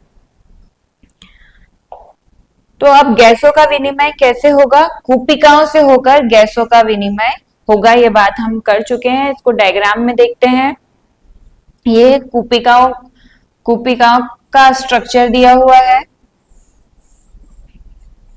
शरीर के विभिन्न भागों में ऑक्सीजन का परिवहन, रक्त द्वारा ऑक्सीजन का वहन, यह जो स्ट्रक्चर बने हुए हैं सारी कूपिकाएं हैं। कार्बन डाइऑक्साइड को कूपिकाओं में निर्मुक्त करना, रक्त द्वारा कार्बन डाइऑक्साइड का वहन। ठीक है, आपको दो कलर दिख रहे होंगे, मैं यहाँ पे क्लीन करती हूं पहले। ये नीले रंग की और लाल रंग की ये वाहिकाएं हमें अलग अलग नजर आ रही है। इसमें ब्लू कलर जो नीले रंग की दिख रही है उसमें कार्बन डाइऑक्साइड का वहन होता है, और जो लाल रंग की दिख रही है उसमें ऑक्सीजन का वहन होता है। यहां तक वायु आ गई कूपिकाओं तक, यह रक्त वाहिनियां हैं। ठीक है, अब इसमें क्या होगा, ऑक्सीजन लेना है, तो ऑक्सीजन यहां से ऑक्सीजन इन रक्त वाहिनियों में आ जाएगी, जो कि फिर रक्त परिवहन तंत्र के द्वारा पूरे शरीर में पहुंचा दी जाएगी। अब पूरे शरीर में से कार्बन डाइऑक्साइड रक्त परिवहन के द्वारा वापस यही कूपिकाओं में आएगी, और जिस प्रकार से वायु लंग्स में आई थी उसी प्रकार से CO2 लंग्स से बाहर निकल जाएगी। ये एक और डायग्राम दिया हुआ है जिसमें एक कूपिका बताई गई है। यहाँ यह वायु आ गई यहाँ पे, और ये जो छोटी छोटी यहाँ संरचनाएं दिख रही है कूपिका के साइड से,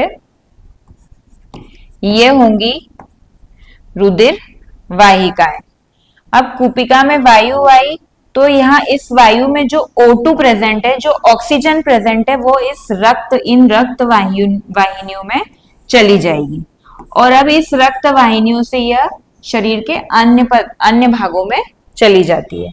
वहीं अब यह इन रक्त वाहिनियों से ही कार्बन डाइऑक्साइड इस कूपिका में आ जाती है, जो कि सेम मार्ग से बाहर निकाल दी जाती है। लंग्स में आएगी, लंग्स में फ्री होगी, वहां नलिकाओं, श्वास नलिकाओं से होते हुए वापस बाहर नॉस्ट्रिल के द्वारा बाहर कर दी जाती है। श्वसन की प्रक्रिया के दौरान बाहर से वायु फेफड़ों में प्रवेश करती है और विशिष्ट पथ के द्वारा कूपिकाओं को भर देती है। श्वास नलिका के द्वारा कूपिका तक यह पहुंचती है।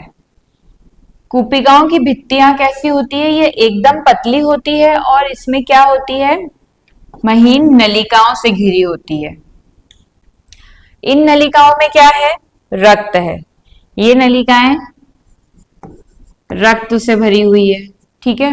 अब रक्त शरीर से कार्बन डाइऑक्साइड को कूपिकाओं तक ले जाएगा और वहां से इसे क्या कर दिया जाएगा?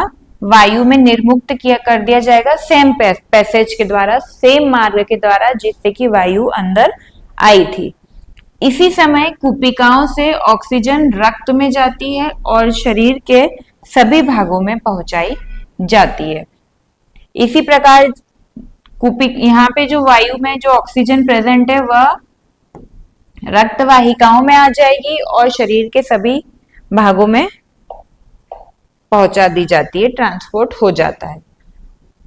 अब एक इंपॉर्टेंट बात है कि हमारे शरीर में जो ऊर्जा उत्पन्न होती है वह केवल भोजन पे ही डिपेंड नहीं करती है, वह किस पे डिपेंड करती है? और श्वास के द्वारा ली जाने वाली ऑक्सीजन पे भी डिपेंड करती है, ठीक है। जब हम खाना खाते हैं तो हमारा शरीर उसे शर्करा जैसे सरल पदार्थों में विघटित कर देता है।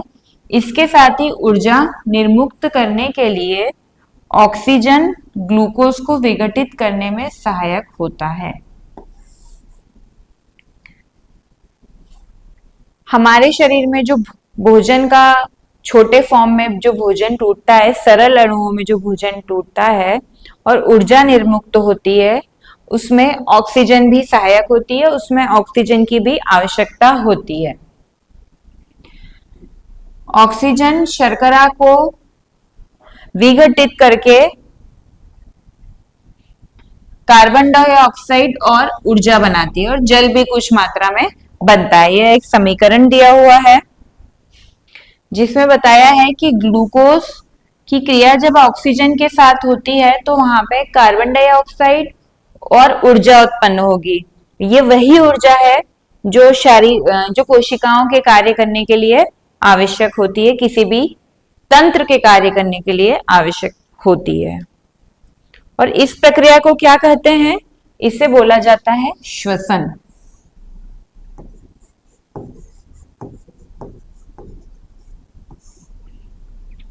इस प्रक्रिया को श्वसन बोला जाता है, रेस्पिरेशन।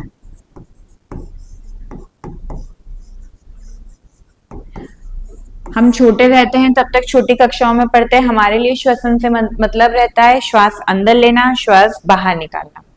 लेकिन श्वसन का रियल मीनिंग होता है ग्लूकोज की, ऑक्सीजन की उपस्थिति में ग्लूकोज का और टूटना और ऊर्जा को उत्पन्न करना।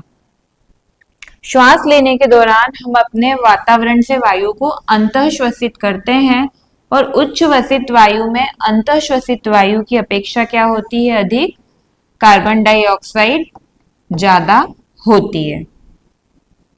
अंतःश्वसित वायु में उपस्थित पूरी ऑक्सीजन का उपयोग नहीं होता है।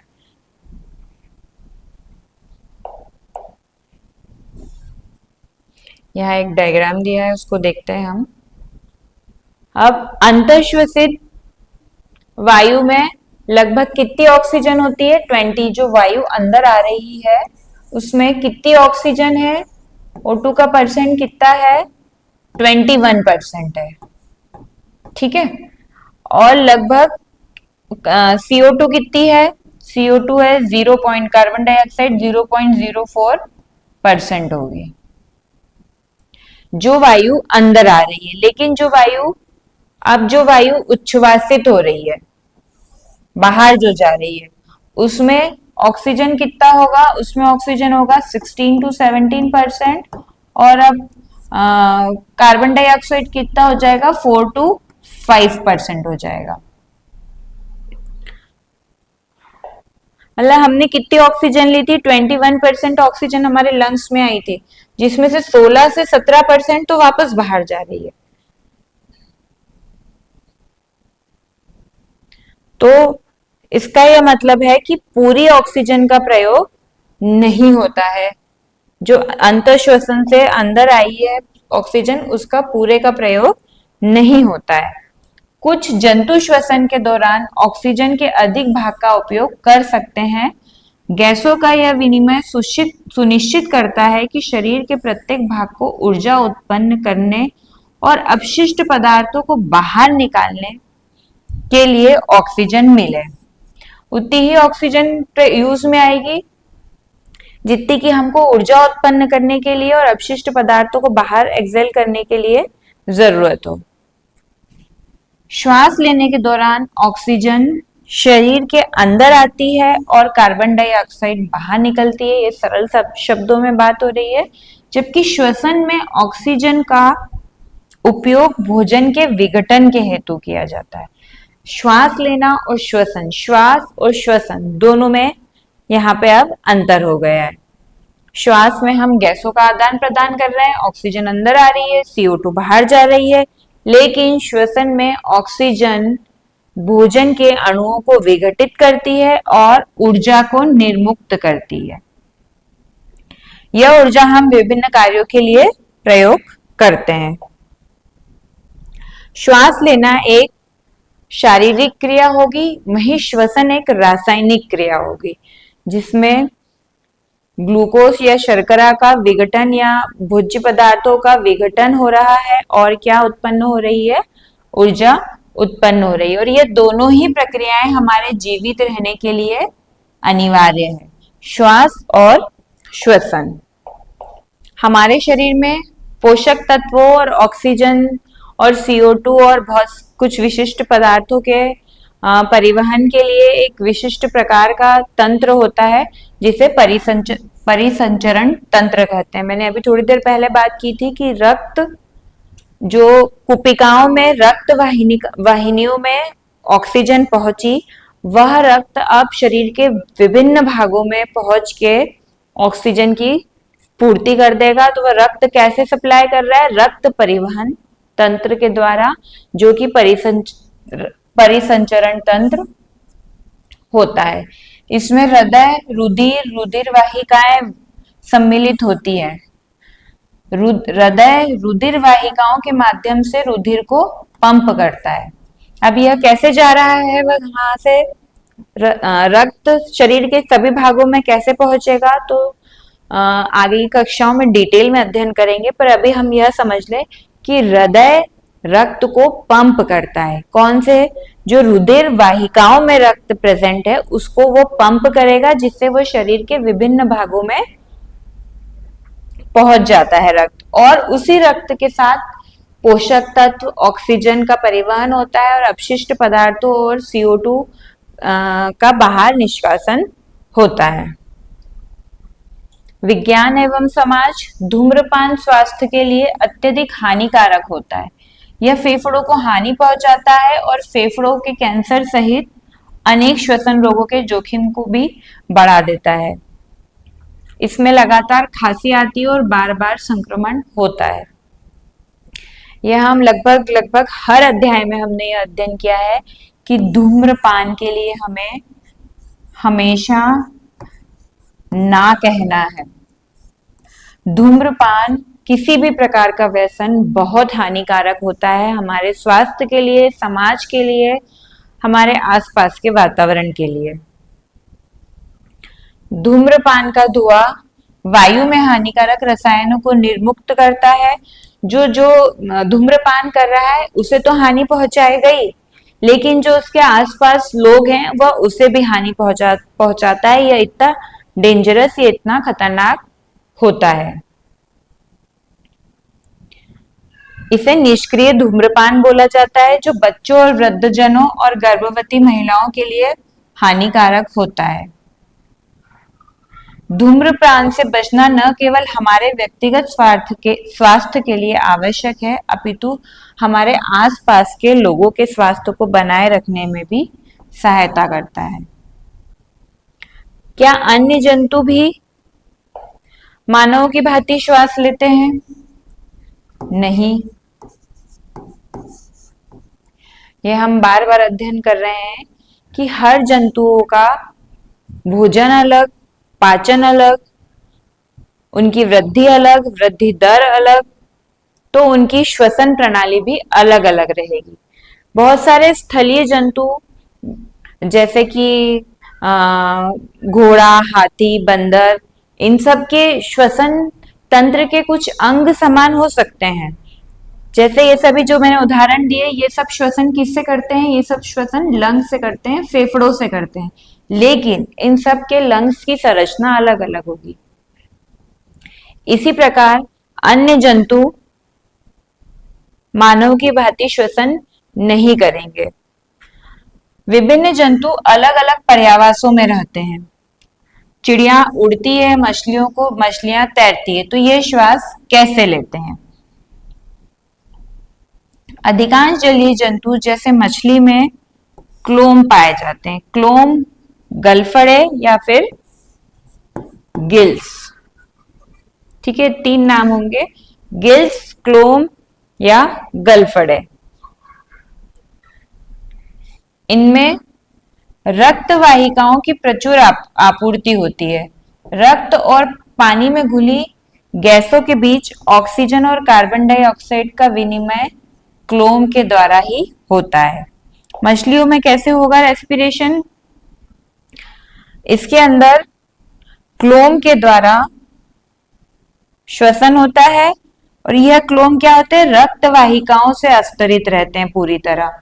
तो जो पानी में घुल के ऑक्सीजन आ रही है, वह क्लोम में अस्तरित इन रक्त वाहिकाओं में ऑक्सीजन को छोड़ देती है, और यह रक्त वाहिकाओं में उपस्थित CO2 पानी में पुनः मिला दी जाती है। अब उभयचर जंतुओं में क्या होगा? एक डायग्राम देख लेते हैं हम। ठीक है, मछली के श्वास लेने में सहायक अंग बताया गया है, जो कि होता है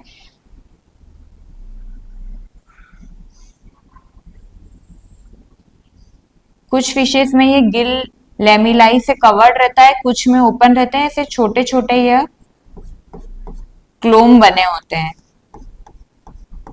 जिन्हें हम गलफड़े बोलते हैं। ये इनकी सहायता से, और यह जो क्लोम होते हैं, यहाँ पे बहुत रुधिर वाहिनियां पाई जाती हैं। इसमें रुधिर वाहिनियां पाई जाएगी। तो जब पानी इसके कांटेक्ट में यहाँ पे आता है, तो पानी में घुली हुई ऑक्सीजन इस रुधिर वाहिनियों में चली जाती है क्लोम के अंदर, और यहाँ पे उपस्थित CO2 को बाहर पानी में छोड़ दिया जाता है। इस प्रकार से मछली में श्वसन होता है। अब उभयचरों में कैसे होगा? एग्जाम्पल लेते हैं मेंढक में। मेंढक का जब टेडपोल होता है, तब वह श्वसन कैसे करता है? क्योंकि वह पानी में होता है, तो वह श्वसन करता है, वो भी क्लोमों से ही श्वसन करता है। लेकिन जब वह वयस्क हो जाता है मेंढक, और वह थल पे रहता है, तो वह श्वसन कैसे करेगा? वह फेफड़ों का प्रयोग करेगा, लंग्स, जब वो स्थल पे रह रहा है। लेकिन कभी कभी मेंढक वयस्क है और वह पानी वाली जगहों पे रहता है, तब वहां पे कैसे वो कैसे श्वसन करेगा? तब गैसों का आदान प्रदान उसमें उसकी नमी वाली त्वचा के कारण होगा। नमी वाली त्वचा से वह गैसों का आदान प्रदान करते हैं। यह अनुकूलन जल और थल दोनों में जीवित रहने में सहायता करता है। कौन सा? मेंढकों में कि टेडपोल है तब तो उनमें क्लोम है, विकसित है, तो वो क्लोम की सहायता से श्वसन कर ले रहे हैं। लेकिन जब वो वयस्क हो रहे हैं और थल में रह रहे हैं तब वह किसकी सहायता ले रहे हैं? लंग्स की सहायता ले रहे हैं। लेकिन वयस्क होने पर जब वो पानी वाली जगह पे है तब वो लंग्स से नहीं रेस्पिरेशन, तब वो लंग्स से नहीं गैस का आदान प्रदान करेंगे, तब वह त्वचा का प्रयोग करेंगे। विभिन्न जंतुओं में अपने विशिष्ट पर्यावासों के अनुकूल श्वास लेने के लिए भिन्न भिन्न तरीके होते हैं और ईश्वर ने उन्हें जीवन निर्वहन हेतु विभिन्न कार्यों को संपन्न करने के लिए पाचन तंत्र, श्वसन तंत्र, परिसंचरण तंत्र के अतिरिक्त और भी कई तंत्र प्रदान किए हैं जो एक दूसरे के साथ सहयोग और समन्वय से कार्य करते हैं, जिससे कि सजीव का जीवन संभव हो सके। आगे की कक्षाओं में परिसंचरण तंत्र, श्वसन तंत्र, इनका और डिटेल में अध्ययन आएगा, हम देखेंगे। अभी शॉर्ट नोट्स दिए हुए हैं, पॉइंट्स, हम उनको देखते हैं। पोषण, परिसंचरण, श्वसन, उत्सर्जन, जनन, यह जैव प्रक्रम सजीवों की उत्तरजीविता के लिए आवश्यक होते हैं। मानव पाचन तंत्र में आहार नाल होती है जिसमें मुख, ग्रास नली, आमाशय, छोटी आंत, क्षुद्रांत, बृहदांत और बड़ी आंत, गूदा और सहायक अंग यकृत और अग्नाशय भी होते हैं। पचे हुए भोजन को प्राथमिक रूप से सबसे पहले कहाँ अवशोषित किया जाता है? हमने पढ़ा था छोटी आंत में अवशोषित किया जाएगा और अवशोषित पोषक तत्व रक्त के माध्यम से शरीर के विभिन्न भागों में वितरित किए जाते हैं, जहां उनका उपयोग भिन्न भिन्न कार्यों के लिए किया जाता है। बृहदांत मतलब बड़ी आंत में बिना पचे हुए भोजन से बचे हुए अधिकांश जल और कुछ लवणों का अवशोषण कर लिया जाता है। घास खाने वाले जंतु जैसे गाय और बकरी, भैंस को रोमंथी जंतु कहा जाता है। ये जंतु भोजन को आंशिक रूप से चबाकर निगल लेते हैं और बाद में आंशिक रूप से चबा हुआ भोजन पुनः मुंह में वापस आ जाता है और फिर से पाचन की प्रक्रिया शुरू होती है, जहां वह उसे अच्छी तरह से चबाते हैं या फिर आमाशय में जाता है और उसके बाद छोटी आंत में चल जाता है। श्वास लेने में क्या प्रक्रिया होती है? अंतःश्वसन और उच्छ्वसन। अंतःश्वसन के अंदर वायु वातावरण से शरीर में जाती है और उच्च श्वसन में वायु शरीर से बाहर वातावरण में जाती है। ऑक्सीजन और कार्बन डाइऑक्साइड का विनिमय फेफड़ों की कुपिकाओं में होता है, एल्वियोलर सैक बोला जाता है इन्हें। यहाँ पर गैसों का आदान प्रदान होता है। श्वसन में हमारे द्वारा अंतःश्वसित वायु से ऑक्सीजन का उपयोग ग्लूकोज के कार्बन डाइऑक्साइड तथा जल में विघटन के लिए किया जाता है और इसमें सबसे ज्यादा जरूरी क्या उत्पन्न होती है? ऊर्जा उत्पन्न होती है और यह प्रक्रिया क्या कहलाती है? श्वसन कहलाती है। परिसंचरण तंत्र पोषक को और ऑक्सीजन को शरीर के सभी भागों में ले जाते हैं। इस अध्याय में हमने परिसंचरण तंत्र का अध्ययन नहीं किया है, यह आगे आएगा। इसमें हृदय सम्मिलित होता है जो रुधिर को पंप करता है, जो रुधिर वाहिकाओं में उपस्थित रक्त को शरीर के विभिन्न भागों में भेजता है, जिसके द्वारा ऑक्सीजन और पोषक तत्वों का परिसंचरण होता है और साथ ही साथ अपशिष्ट पदार्थों का परिसंचरण भी होता है, जिससे वह निष्कासित कर दिए जाते हैं। श्वास लेना एक शारीरिक प्रक्रिया होगी और श्वसन एक रासायनिक प्रक्रिया होगी। विभिन्न जंतुओं में उनके पर्यावरण के अनुरूप अनुकूलित श्वास लेने की भिन्न भिन्न कार्य प्रणालियां होती है। सभी जंतुओं में श्वास लेने की प्रक्रिया अलग अलग होती है क्योंकि उनका श्वसन तंत्र भी अलग अलग होगा। यहाँ कुछ प्रश्न दिए हुए हैं कि रिक्त बक्सों को उपयुक्त भागों से भरकर आहार नाल की अपन को बनाना है। भोजन मुख में गया, मुख से ग्रास नली में जाएगा, ग्रास नली से अमाशय में गया, फिर अमाशय से कहा जाएगा, अमाशय से जाएगा छोटी आंत में, फिर जाएगा बड़ी आंत में और फिर गूदा के द्वारा जो अपशिष्ट पदार्थ है मल रूपी वो बाहर निकाल दिए जाएंगे। साहिल ने परख नली क में रोटी के कुछ टुकड़े डाले, नेहा ने परख नली ख में रोटी के टुकड़ों को चबा कर डाला और संतुष्टि ने एक ग परख नली में उबले हुए आलू मसल के डाले। तो अब इसमें इन तीनों में आयोडीन विलयन की कुछ बूंदें डाली जाएगी तो क्या होगा, यह प्रैक्टिकल हमने अभी आगे पढ़ा था। क परख नली जो होगी उसमें रोटी के टुकड़े प्रेजेंट है, मतलब उसमें स्टार्च प्रेजेंट है, आयोडीन डालेंगे तो वह नीले रंग का हो जाएगा, डार्क नीला रंग हो जाएगा। ख में रोटी के टुकड़े किस प्रकार डाले गए हैं, चबा के डाले गए हैं।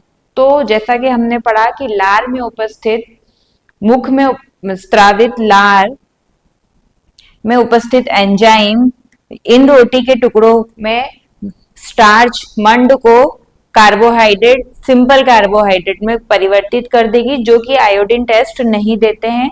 तो यहाँ पे आयोडीन डालने पे ख में बहुत हल्का सा रंग परिवर्तित होगा या परिवर्तित नहीं भी होगा। और उबले हुए आलू डालने पर, आलू तो स्टार्च का सबसे रिच सोर्स है, तो वहां पे जैसे ही आयोडीन की बूंदें डाली जाएगी तुरंत कलर परिवर्तित हो जाएगा। यह अध्याय समाप्त होता है। धन्यवाद।